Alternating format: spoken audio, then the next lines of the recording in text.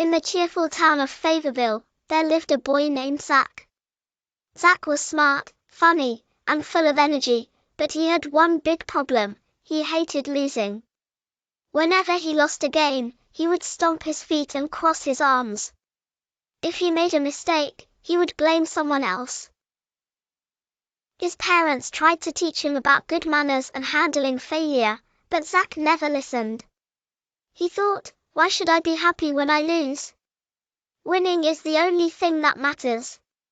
One afternoon, Zack's grandfather, Grandpa Joe, noticed his behavior. "Zack, I have something special for you," he said, leading Zack to the attic. The attic was filled with dusty old treasures, but Grandpa Joe pointed to a large mirror with a golden frame. "This is the magic mirror," Grandpa Joe explained. "It doesn't show you what you look like, it shows you who you truly are inside." Zack laughed. "That's silly. A mirror can't do that. Watch, I'll make a cool face." He grinned at the mirror, expecting to see a confident, awesome version of himself. But instead, the mirror showed a grumpy, red-faced Zack with crossed arms and an angry scowl. Zack gasped. "That's not me. I don't look like that." Grandpa Joe chuckled. "That's what you look like when you forget your manners and don't handle failure well." Zack frowned.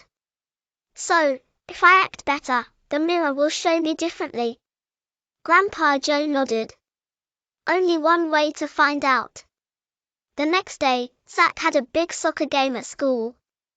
He was excited to play and sure his team would win.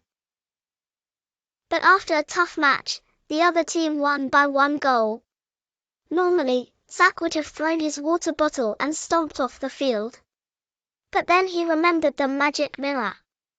He took a deep breath, walked over to the winning team, and said, "Good game, you guys played great."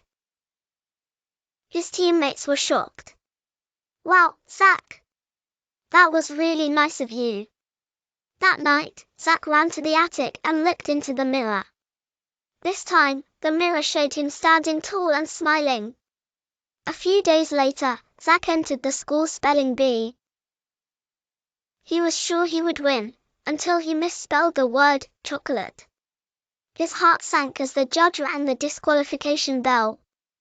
The winner, MIA, stepped forward to receive the trophy. At first, Zack felt hot with embarrassment. "This isn't fair. I should have won," he thought. But then he took a deep breath. Instead of crossing his arms and pouting, he clapped and said, "Great job, MIA. You deserved it." That night, Zack checked the mirror again. His reflection smiled back at him and gave him a thumbs up. One weekend, Zack's mom signed him up for a baking contest. He was so excited. He worked hard to make the best chocolate cake he could. But when the judges tasted his cake, they said it was a little too salty. Zack didn't win. At first, he wanted to argue. "It's not my fault. The sugar and salt looked the same." Then, he remembered something important: mistakes are how we learn. So instead of getting upset, Zack asked the judges, "What can I do better next time?" The judges smiled. "That's a great attitude, Zack. Just double-check your ingredients, and you'll be an amazing baker." Zack went home and practiced.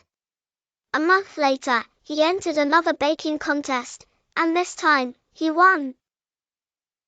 Over the next few weeks, Zack worked hard on his manners and attitude. When he lost, he didn't pout. When he won, he was kind to others. When things went wrong, he learned from his mistakes instead of getting angry.